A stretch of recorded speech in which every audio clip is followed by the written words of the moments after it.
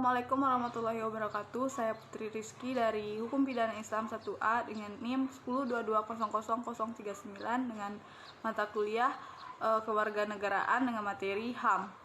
Kali ini saya menjelaskan tentang HAM. Hak asasi manusia menurut Undang-Undang Republik Indonesia Nomor 39 Tahun 1999 tentang HAM. Yang dimaksud dengan hak asasi manusia adalah seperangkat hak yang melekat pada hakikat dan keberadaan manusia sebagai makhluk Tuhan yang Maha Esa dan merupakan anugerahnya yang wajib dihormati, dijunjung tinggi, dan dilindungi. Beberapa contoh pelanggaran HAM di Indonesia. Yang pertama, tragedi 1965 sampai dengan 1966. Pada 1965 sampai dengan 1966, pemerintahan Orde Razia besar-besaran terhadap simpatisan PKI atas peristiwa terbunuhnya sejumlah jenderal. Razia itu dikenal sebagai Operal Pembersihan PKI. Pada saat itu ada 500.000 hingga 3 juta warga tewas terbunuh.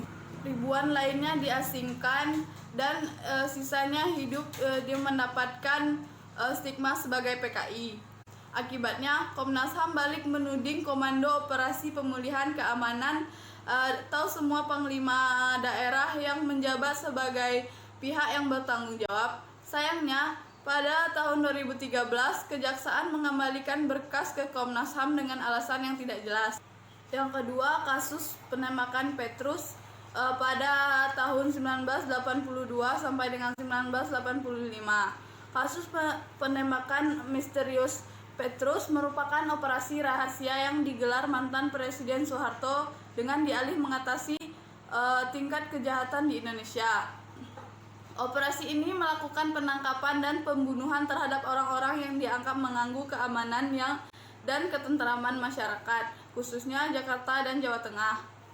Hasilnya sebanyak 530 orang tewas pada tahun 1983 dan 367 orang diantaranya tewas ditembak.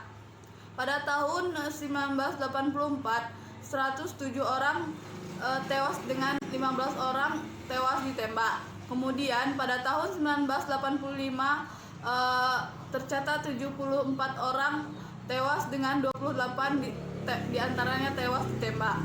Kasus pelanggaran HAM selanjutnya yaitu tragedi Semanggi dan kerusuhan Mei 1998. Pada Mei 1998 terjadi kerusuhan besar-besaran yang hampir seluruh sudut tanah air, terutama kota Jakarta dan sekitarnya.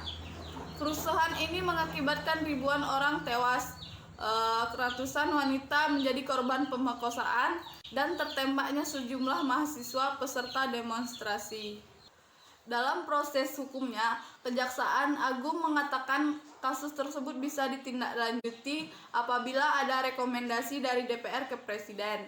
Sampai tahun berganti, sebelum juga ada rekomendasi sebagai Kejaksaan Agung mengembalikan berkas penyelidikan ke Komnas HAM. Namun, Kejaksaan kembali mengatakan bahwa kasus ini nggak bisa ditindaklanjuti karena nggak ditemukan pelanggaran HAM yang berat. Sebab kasus penembakan mahasiswa Trisakti sudah diputus dengan pengadilan militer pada tahun 1999. Selanjutnya, kasus terbunuhnya Munir. Aktivis HAM paling berpengaruh di Indonesia. Munir Said Talib ditemukan meninggal di dalam pesawat jurusan Jakarta-Amsterdam pada 7 September 2004. Namanya melambung saat dia menjabat sebagai Dewan Kontras. Dia membela para aktivis, tim Mawar dan Komando Pasukan Khusus Tentara Nasional Indonesia. Pilot maskapai Garuda, Polikarpus Budihari Priyanto, akhirnya dinyatakan bersalah pada kasus ini. Poli divonis 14 tahun penjara karena terbukti berperan sebagai pelaku yang meracuni Munir. Terima kasih, hanya itu saja materi yang dapat saya sampaikan pada materi kali ini. Mohon maaf jika terdapat banyak kesalahan. Saya Putri Rizky. Wassalamualaikum warahmatullahi wabarakatuh.